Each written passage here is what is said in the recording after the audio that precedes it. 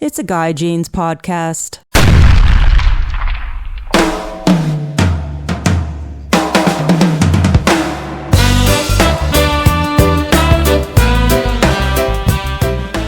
Hey, you guys, welcome to the podcast. This is Guy Jeans, your host. I want to thank you guys for listening to the podcast. And if you get a chance, whatever you're listening to, whether it's on iTunes, Spotify, Google Podcasts, whatever it is, if you guys wouldn't mind giving me a review on those outlets, it really helps the podcast grow, and it'd be really appreciated. Also, you can check out the podcast on YouTube as well, and the Guy Jeans podcast on YouTube. My guest today, my 89th episode, is Anabel DFlux. And she is an amazing photographer. And if you guys get a chance, definitely check out her website. And all that stuff will be listed in the description below. But I was blown away by her photographs, and the feeling that you get from her photographs is amazing. She does pictures of wolf dogs, bands, people, everything. And she brings a really artistic approach to photography. And it really is an interesting conversation that I have with her about animals and her photography and all that. So without further ado, here's Anabel DFlux.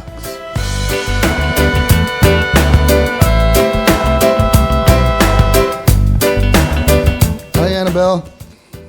Hi. How are you? I'm doing good. I am so excited to talk to you about your photography and everything like that. And as I'm researching you, maybe you can explain what I'm seeing and everything, but every picture that I looked at, I was like, wow, whoa.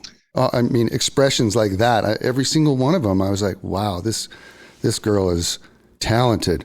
So I wanted to, the feeling that you bring out in your photographs, I mean, you can actually feel like, what's inside the photograph. I'm saying that right or whatever, but it brings a feeling to the person who's looking at the photograph. And that has to come from some kind of artistic side of you that brings that out of the photograph, correct? Yes, and thank you so much for saying that as well, because kind of my feeling on all of that has always been, this is what I love to do, this is what I'm passionate about, and my only hope and my biggest goal is to have my passion translate in the images that you see, because again, it was kind of I have no plan B, no fallback. This is what I do, and yes, I love as it. long as it also comes across that I really, really love what I do, I think that already in and of itself is a victory for me. You can tell, when somebody loves what they do, it comes across in whatever they do. And as I do this podcast, you're perfect for this podcast because, one, you're an entrepreneur and you're an artist and you love music, which is right up my alley as well. And I want to talk to you about all that. But let's go back into your history a little bit. It's really a cool story. From what I'm reading is that you got started when you were real young. Would you mind talking about that? Absolutely. So for a little bit of background and context, I'm actually first generation born in the United States. My family are Ukrainian immigrants who came from a very business savvy background, but not necessarily artistic. It always felt like it was just kind of my mom and I who were really the artistic ones, because my mom was an architect and interior designer for a very long time. And as you can imagine, I took a little bit of a different route in the artistic realm, being a photographer, but they've always been very business savvy, business minded, and really did live the American dream of coming here without knowing how to speak English and without having much to their name. And they built a thriving business. And it was something that has always kind of inspired me from a young age, and something that was always instilled in me from a young age, that no matter what you want to do, you can find a way to do it, because we do live in a country that has that kind of opportunity afforded to us. Boom. So, I love it. I love it. I love it. That's really what it is, Yeah. because it's kind of, you think about what you do, and I feel like where they came from at the time that they came here. If you wanted to be a photographer, I don't think that was a very feasible career choice. And we live in a place where it is a feasible career choice if that's something that you want it to be. So I kind of was always artistic. I know that a lot of kids, when they're younger, they're put into sports and stuff like that. And for me, I was always put into little art classes or something that was artistic. I've dabbled in kind of every art form as a child, whether it be drawing, painting, dancing, all the sort. And as a result, all of my birthday gifts were always very art oriented, whether it would be new graphite pencils or a new paper or something of the sort. And when it came about my 8th birthday, we were kind of joking that we ran out of artistic things to get me. Like, what have I not tried yet? And photography was actually something I hadn't tried yet. And my grandfather bought me a little point and shoot camera from Target back when Target had those. It was like a little red point and shoot, really only had a couple buttons on it. And something about that kind of rocked my whole world and changed everything that I was doing to an extreme extent. I actually gave up every single artistic thing I was doing. Just to spend all of my time with that camera. I would constantly beg to be taken to a zoo so I can photograph the animals with it. I would photograph my own pets with it. And something about kind of almost immortalizing a moment, because you're immortalizing how something is at that very second. You're giving it a full lifetime beyond that very moment. And even as a young child, something about that kind of clicked in my head. And I became so passionate about it that I started doing like little odd jobs and using a chore allowance to kind of save up to get myself a real camera. Because as I teach the photography students that I do, because I do teaching as well, there definitely comes a point where you outgrow your equipment. And the biggest sign of improvement is that you outgrow your equipment pretty quickly. And let's just say I outgrew a point and shoot with like 2 buttons pretty fast, because that limits your capability. And when I was a teenager and really wanted to buy my first camera and then research lenses and wanted to get my first lens, I kind of approached my parents and said, you know, this is something that I'm really passionate about, and I think this is something that I want to do. So my mom, of course, being very business savvy, kind of made a proposal to me, because I said, I want to go down an artistic profession. And that scares everybody. I think that scares every parent. If their kid says, I want to be an artist, they go, oh gosh, here we go. She made me a proposal of, if I can show her that I can find a way to turn this into a business, by the time I turn 18, she will invest in what I need. She'll buy me the lens that I want. And she will help me where she can, as long as I can show her that this is something that I can turn into something that's substantial and sustainable. And where some people would be, oh, that's way too much pressure on a kid. For me, it really lit the fire under my butt to be like, can I make this into something? And by the time I was 18, I was working as a photographer full time with my own photography business.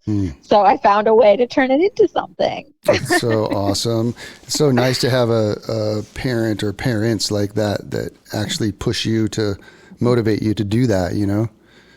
Absolutely, because the alternative was, if you can't, then you need to go find something else to do. And I did briefly kind of dabble in other things. I went to college for visual communications, which is a fancy way of being a graphic design degree, because I'm like, well, that's artistic, but a little bit more business oriented. Learned a lot that I use in my own business, but I did not quite enjoy doing that on a corporate level as a 9 to 5. So I'm like, not really for me. I went to university for business, got a bachelor's in business administration, which was also kind of I learned a lot for myself. Yeah. As to wanting to do this for other businesses, not really. Are you keeping busy, like with, yeah, it sounds like you are just like totally swamped doing photography and stuff. Didn't you just shoot Ronnie Law's photos as well? I did. Yeah. I just had Ronnie on the podcast not too long ago. Oh, he is so lovely. So cool. Such a cool dude. And so are you keeping busy doing all that and with animals and everything with bands? Absolutely. So Yeah. my tagline that I joke about is that I'm a photographer without a niche because, and technically I do have a niche because I photograph living subjects. So I don't really photograph architecture, still life. It's all of my subjects are living subjects. But within that realm, I don't have a niche because my philosophy ever since I was young as well is if you know the maximum minimum capabilities of your equipment, there's no reason to limit yourself. Yeah. You can photograph whatever you want. Yeah. And I have equal passion between the animals that I photograph, the music that I photograph, and the portraits of people that I photograph that I never really wanted to pick just one. And that's not knocking anyone who has picked just one. Because I also understand the concept of a kind of a jack of all trades. Some people like that, some people don't. But for me, I never wanted to have to pick just one thing because I feel like that's limiting myself and limiting what I want to do, what I'm passionate about doing. Because why not enjoy pets and enjoy dogs and horses and all that good stuff while also going to rock concerts every night? Yeah, absolutely. So one of the things I'll tell you a little bit about. I'm not a photographer or anything, but I have taken or had set up band shoots. And one of the funny things about shooting a band is that everybody's you got to okay, you stand here, dude. You stand there. You do that, and move yourself forward a little bit. And I'm assuming that you have to do that too. Like when you're shooting a band, you're like trying to make them feel relaxed or have fun doing it, and trying to get that perfect shot. Is that right? Absolutely. Yeah. Because funny enough, I actually apply that philosophy whether I'm photographing four-legged creatures or two-legged creatures. Is that part of photography, actually, in my opinion, I would argue a very large part of photography is the experience of it. Mm-hmm. Of course, we want the pretty photos afterwards. That's what a client is coming in for. But I feel like the experience and the feeling of that shoot is something that lasts and sticks with people a lot longer than the photos even do. Because when you think about photography and you think about any sort of visual art form, when you look at an image, what's the first thing that hits you? It's the emotion. Yes. It's why people hire photographers for their weddings and for birthday parties and all of that is because our memory is finite. We start to forget things. Yeah. And a photo is what triggers that memory back the same way that a certain smell does. Yeah.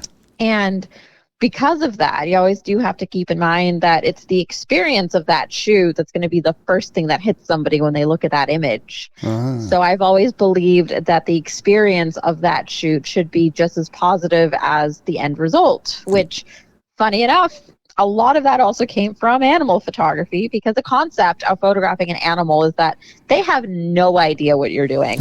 They don't know what a camera is. Yeah. They don't know what a photo shoot is. And they especially don't know why their owners are stressed that they've only got an hour and the dog's not sitting. Yeah. But when you take that approach of how do you get an animal to feel comfortable in front of a lens, a lot of it is positive reinforcement.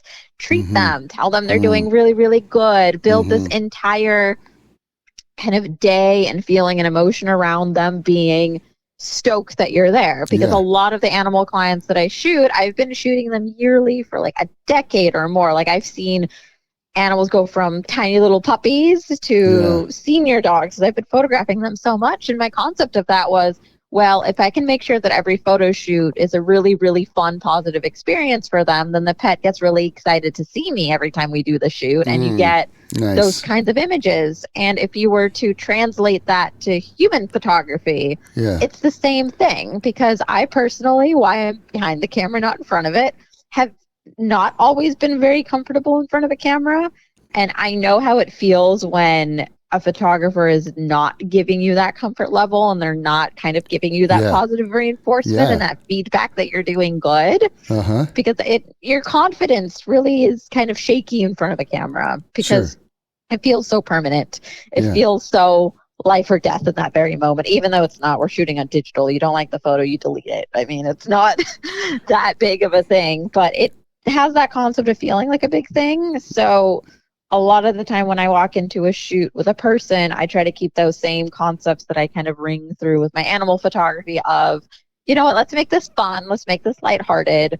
Let's make sure that how you walk away from this is something that's really, really good for you. And that includes, you know what, you don't know how to pose? That's fine. I'll be silly and I'll stand right next to you and I will pose right next to you. I'll tell you what to do. Don't even worry about that. I love it. Oh, you don't want to do with your hands? Because hands are just a weird body part to begin with and you never know what to do with them. Let's put them over here. Let's throw a prop in your hand. Nice. It's all good. Oh man, that sounds like I want to do photographs with you with my band for sure. Get them organized. Let's do it. And that's also the other thing. It's kind of like organizing a band, organizing 5 cats, same thing. There's a really cool shot.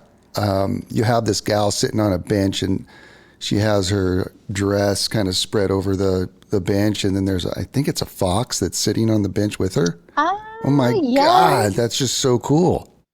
I promise you that is not photoshopped. Very good friends of mine for well over a decade now actually have a nonprofit candid conservation facility over in the San Diego area. It's called the JAB, J-E-B, Candid Education and Conservation Center. And their entire mission is to educate the public on wild canids and why they're important for the ecosystem, breaking a lot of the stereotypes that people have about animals such as wolves, foxes, coyotes. We, as of recent, have jackals now as well. And a lot of those animals come from various institutions or are rescued. And the ones that are very comfortable with people and enjoy the presence of people, we use for photo shoots and meet and greets and ambassador events because they really do enjoy the company of people. And we find that when people get a personal interaction with an animal like that, it breaks down all of these preconceived notions about them and kind of expressing their, importance in the environment. So we do the photo shoots as a fundraiser for them and allows people to have those like once in a lifetime moments of, oh my gosh, I can't believe I got to hold a fox. I know, it's crazy. The looks and the feeling from the animals, you could feel it, like what's it like to work with these wolf dogs? Oh, goodness. You just love I was them? actually, funny enough, that was something that I fell into kind of by accident because I got so used to everyone claiming their Siberian Husky is part wolf, which is absolutely not the case. They're, funny enough, actually the dog breed that is genetically closest to the wolf is, I believe it was actually a Pomeranian. No way. Because technically that is a breed that has been unchanged for thousands of years. Okay. Any dog breed that is ancient enough to be unchanged shares more DNA with a wolf than any more modern breed, and the Siberian Husky is a more modern breed. Wow. So, fun little facts there that I love it. aren't important anymore, but it's cool. And so I was so used to people reaching out to me being like, can you photograph my wolf? And it's just a husky dog. Until one day, someone reached out and they actually had one. Really? And that was probably the biggest shock of my life was, oh my God, is Was that it big? actually quite large? So that's actually what I think it is. And turns out there's an entire community of people who have wolves and wolf dogs that are used for education because of all the carnivores in the world. I think the wolf probably has the worst stereotype and preconceived notions, especially because most of those notions could not be further from the truth. These animals are more likely to be afraid of you and run from you than they would be to actually come after you. And of course, during baby season, that's an entirely different ballgame because that's when even the most docile herbivore Yeah, sure. will be very likely. Yeah. to not be very friendly to you because they're protecting their babies. But I got kind of pulled into this world of people who actively have animals like that they do use for ambassadorships and education, and working with them for so many years. I can definitely tell you they are, and no offense to anyone who has dogs, I also have dogs, they're my world and my life, but they are far more intelligent than your domestic dog. And you can see a lot of where the traits come from, because essentially what a domestic dog is a wolf puppy that is forced to remain in infancy their entire lives. That is mentally, that is why they are so dependent on us. That is why they're so family oriented with us. And that is why they have the desire to please. Yes. Because I'm not saying they necessarily look at us as a parent, but they're mentally trapped in infancy. Because a lot of wild animals, which they have to just to survive in the wild, after a certain age, there is a chemical change in their minds and their brains that causes a lot of that infant mindsets, infant way of looking things to completely dissipate, because otherwise they wouldn't be able to survive in the wild. And how we've domesticated animals is by keeping them trapped in that state at all times. So you can see a lot of the difference in the way that a wolf will start to perceive the world and think about things and problem solve around things, and even just their interaction relationship with you. With a lot of our domestic animals, our relationship is very much, they become incredibly bonded to us because not only do they love us, but they're very dependent on us. Yeah. While a relationship with an animal like a wolf is very much respect-based, like it would be for any of their pack members. They're not dependent on us anymore. And of course they are, because we're providing them with their food, but mentally they're not dependent on our existence the way that a dog is. So I feel like it's just a very different bond, different dynamic, and to photograph them is a very, very different experience, because there's not a whole lot of coaxing. It's very much okay, we're working on your schedule, on your timeline, know what you want to do, and if you're not feeling it today and you're stressed, then we just kind of have to back away and say, you know what, we're not going to do this today. And that's okay. And that's kind of also the thing people have to understand when they do book experiences at places like Jab, is that we do have a wolf there. Yeah. He is not a wolf dog. He's a wolf. And a lot of people request him for photos, and sometimes you get him, and sometimes he's really not feeling it that day. Really? And that's just how it is. Is that black one that it looks like it's with you?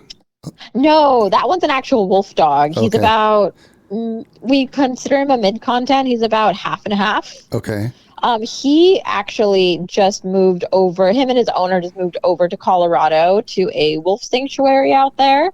So they now work there as educators. And but they used to live here, but he was privately owned by her along with a sibling, and she used him with, I believe it was Fish and Wildlife, to do a lot of presentations and events for people, because although wolves are no longer officially native to California, they are a species that was native to California, and they're starting to move back to California because nature always tries to find a way to reset itself. Yes. So as much as they were kind of extinguished from here, unfortunately, they're starting to come back. So it became very important to do a lot I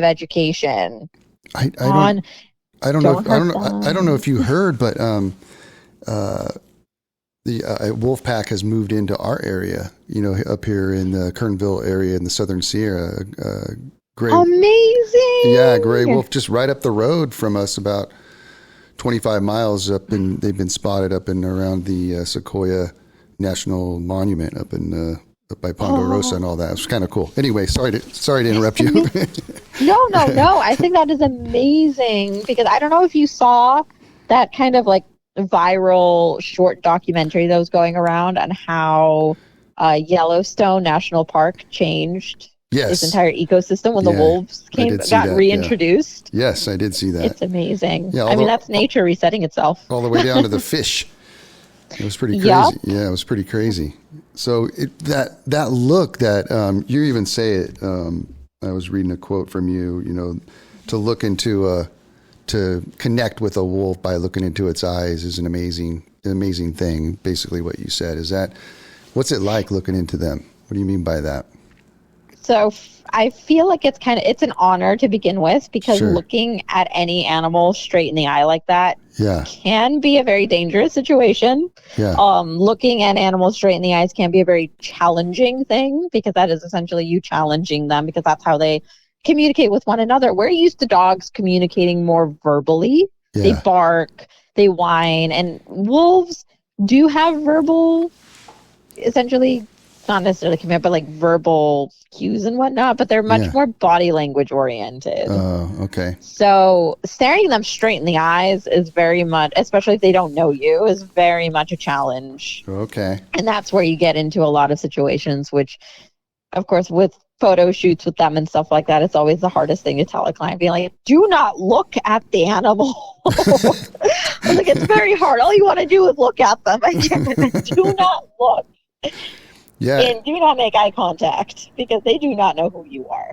So for a wolf to accept you to the point where they come up in a very submissive manner and look at you in the eyes is a huge thing. Oh, big because, time. I mean, they've accepted you. They've taken you in, and they're they're reading your facial expression. They're expressing their own facial expression. Yeah. And showing you that it's okay. You're a part of this now. That's cool. So cool. You've worked with like dingoes and other animals too, right? What's it like working with dingoes? Those guys are pretty wiry. The New Guinea singing dogs. So technically they're New Guinea's version of a dingo. So they're much, much smaller. They're actually kind of a blast in the past, because if you want to see what the first dog looked like that people started kind of bonding with and working with, it's the New Guinea singing dog and the dingo. Okay. Because that's essentially a primitive dog. And they're fun. You can see that perfect little mix between what a wolf is and going a little bit more towards what a domestic dog is, where they kind of sit in the middle, because this is a species that learn to work with people. Yeah. But they're not quite domestic. They've got a lot of those wild tendencies. Yeah. I think anyone who wants to keep them as a pet is crazy. Yeah. I don't know why you would ever want to keep one of them as a pet. But you think, just because we're so used to our domestic dogs that you can potty train. Yeah. That you can sleep in the bed with. And here's an animal that you're not going to be able to potty train ever. Their instincts are just too significant. Marking is a big part of the way that canids communicate.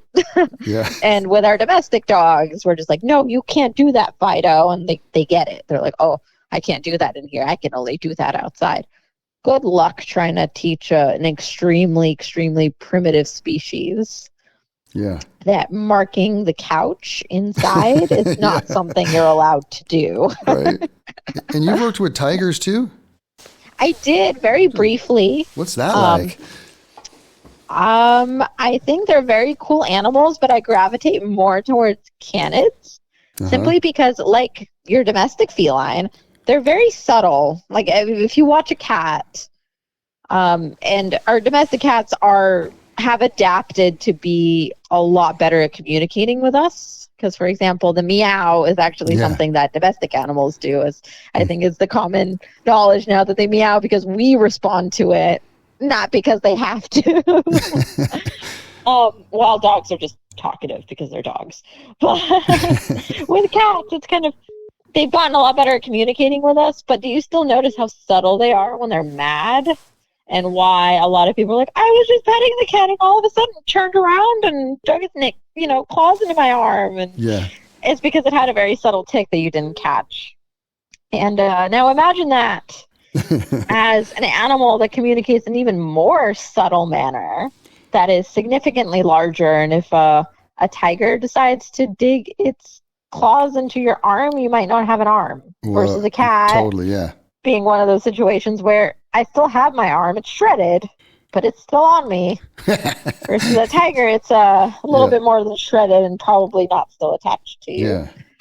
So it was one of those things where I got so used to working with the canids that are much better at communicating because their body language is very, very clear. Yeah. Versus a wild feline whose body language is even more subtle than our domestic felines. And me being, I don't trust myself to read this animal as well. Mm-hmm. So I might have to back off a little bit. And for the safety of everyone, whenever you work with animals like that for photo shoots and all that good stuff, you don't have any sort of actual contact with them. A lot of it is just forced perspective, where the model is not close to them. And that's for the comfort of the animal and the safety of the subject. And a lot of people really didn't gravitate towards that because when you work with, say, a wolf dog that has a lot more dog tendencies than a wolf, maybe they're more wolf in appearance. Yeah. You can cuddle with them, you can pet them, you can hang out with them. With the foxes, they love being pet. That is a lot of their reward for interacting with people is to get really good scratches on their back. And that's something that people gravitate towards. You can't really do that with a tiger. I know that, there's tiger sanctuaries in other countries where you can go hang out with them, play with them. And a lot of that's not very ethical, especially because felines are really not that oriented towards touch. Yeah. So people just also weren't really stoked about the fact that, no, you can't actually go anywhere near this animal. You have to be at a forced perspective. So I wanted to ask you, let's go back to the beginning. And you're shooting an animal, or you're shooting a person, you're shooting a band. I want to talk more about bands too, but how do you, as a photographer, how do you get that feeling? When I'm looking at your pictures, you can actually feel that artistic part of it. And so as a photographer, how do you get that feeling from the person, thing, or whatever you're shooting? How do you get that? Oh, that's a tough question. I was like, how do I even answer this? It's I don't know how to explain it, but your pictures, they have, you get this feeling. So I'm imagining that you are seeing that when you're taking photographs, you're actually seeing that. So then it comes across after the picture is developed or something, It's just I think that's probably the best way to explain it. Gosh, the name just escaped my brain because I am not a morning person. And if you ask me to remember names in the morning, that's not going well. But I just watched a documentary on Netflix. They had a series that was doing mini documentaries on various artists. And there was one on the photographer who had photographed every president, political figure, pretty much any celebrity who was anyone, and talking about his way of working, because a lot of it is just, it's the one shot. He took the one shot. He got the shot.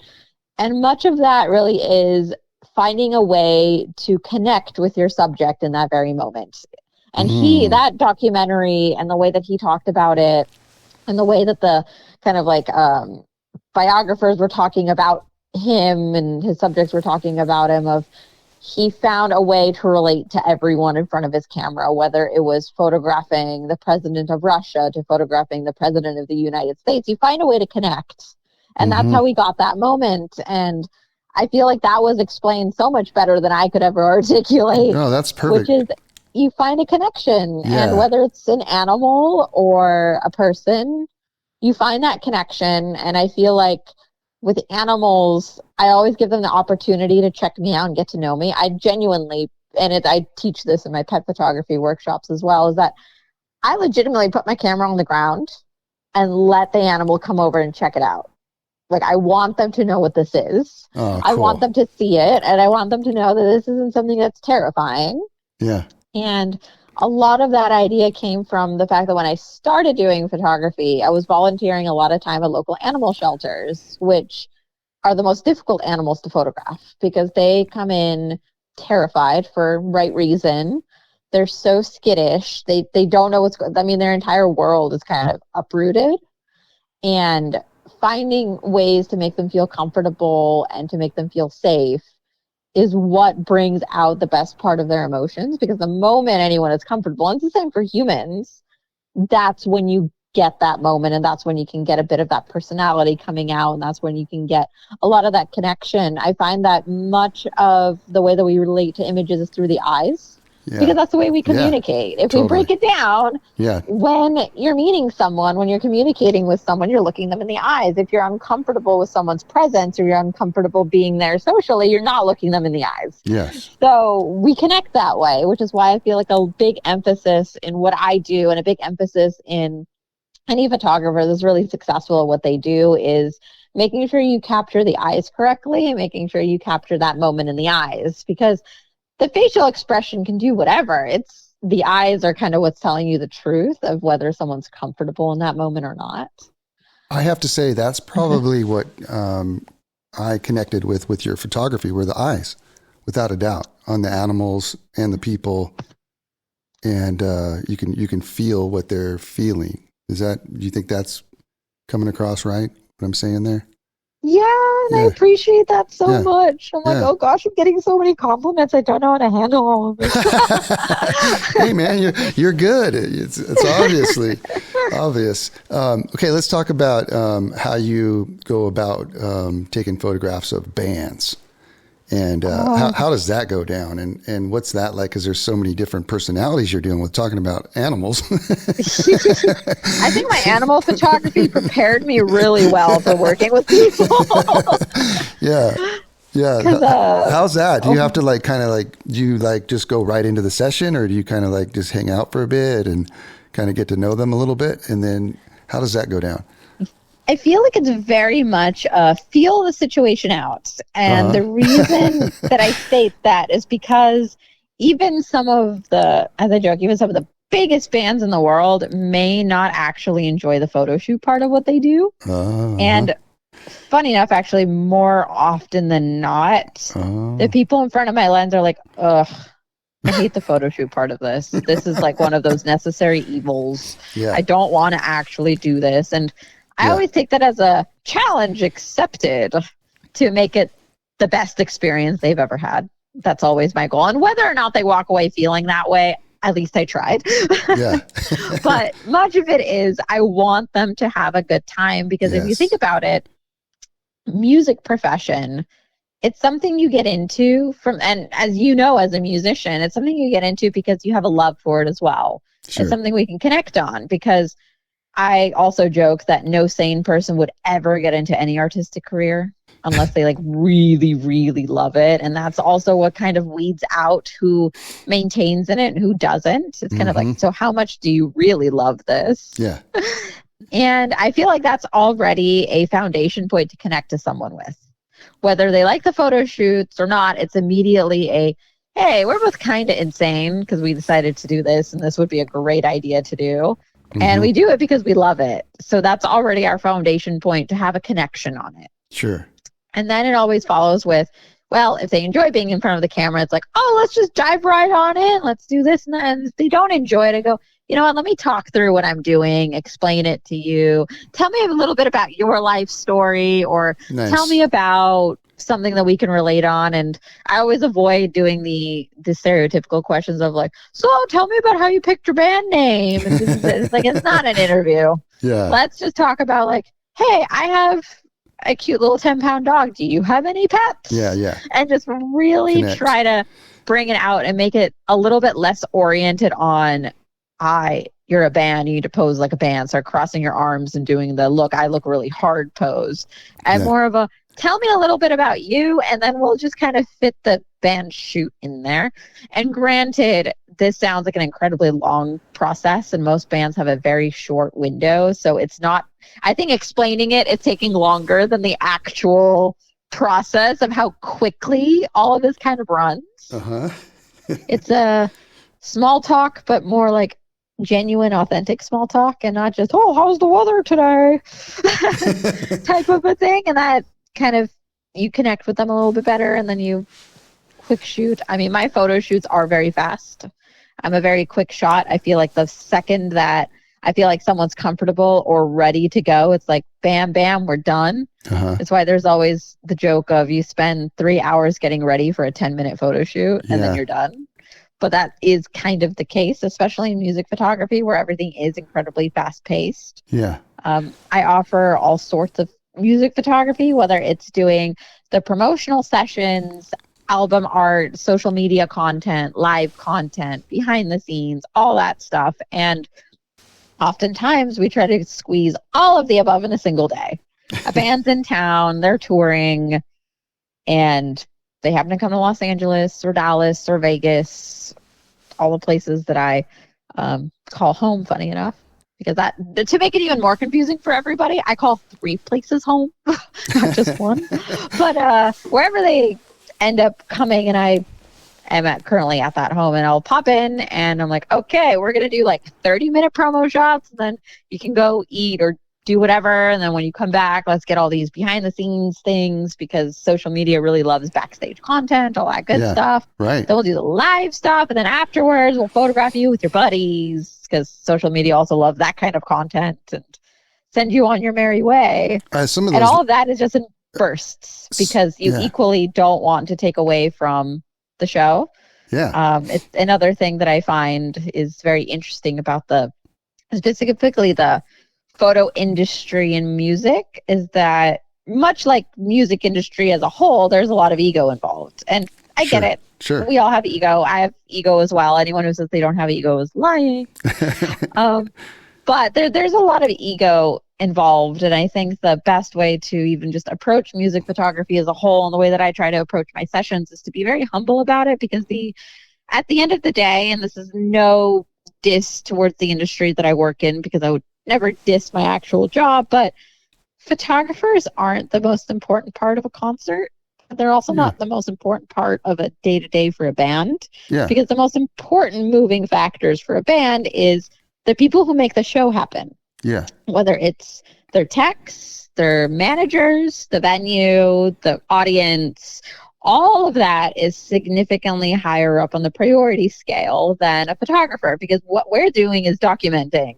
But whether we're there or not doesn't impact whether a show happens. But whether your guitar tech called in sick or not might impact what happens to your show. Sure. So keeping that in mind, and remembering that we are not there to hinder, and we're also not there to steal all of the attention towards ourselves. Yeah. And we're there to be an asset to the artists that we're working with. I think that kind of mentality also changes a little bit about how you work with bands, and makes everything a much easier flow of things. Because, for example, I'm doing a shoot. If a band manager needs them because they need to discuss some sort of like briefing about the show, then you know what? Go. We'll do this later. We'll do this another time. Yeah. Go do your thing. Rather than being like, no, this is my moment with them. You're going to have to wait for the next hour. Yeah.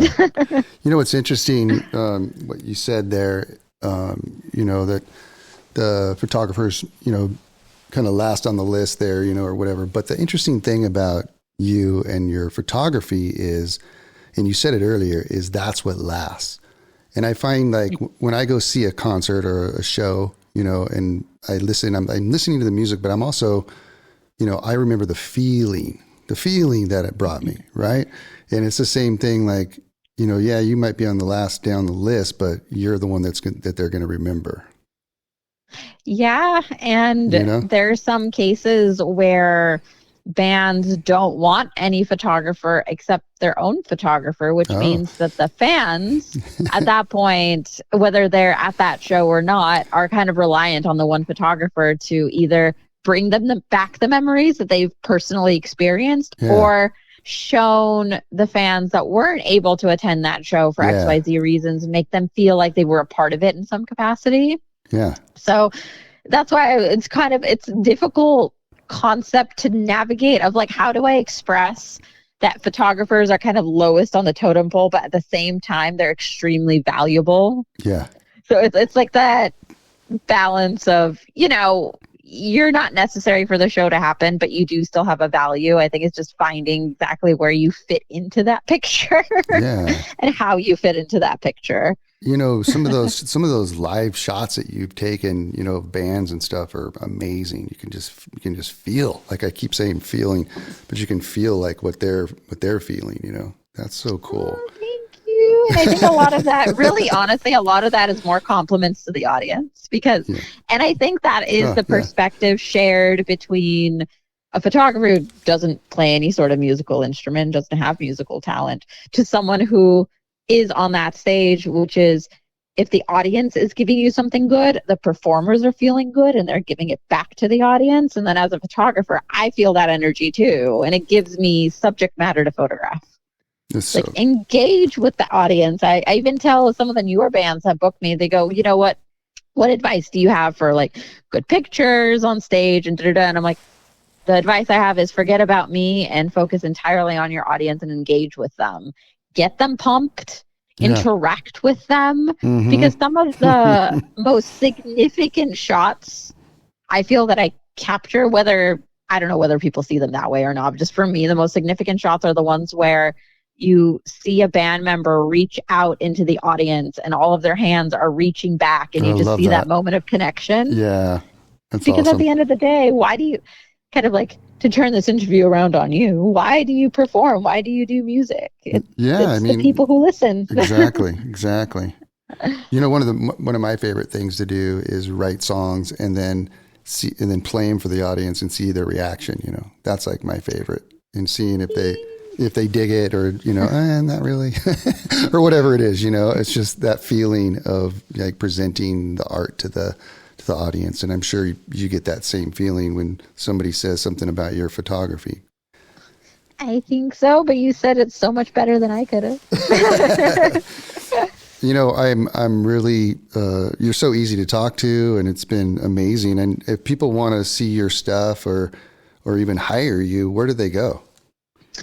So because I started my business when I was young and very, very nerdy and super into books, I made a business name that's really difficult to pronounce. So in the last few years, I've had to shorten it to DFlux Photography. But easiest way to find me, because I operate predominantly under my quote-unquote artist name. Anabel is my actual first name, but believe it or not, DFlux is not my actual last name. Okay. I wish it could be that cool. But, but as a result, it's kind of unique. So I feel like I'm the only one out there with this strange of a name. So if you were to Google Anabel DFlux, which is ANABEL DFlux, you will find all of my stuff, whether it's my social media accounts, my website, all that good stuff. And that's probably the absolute easiest way to find me, rather than me attempting to teach how to pronounce and spell the actual business name that I had for a very long time before I shortened it to DFlux.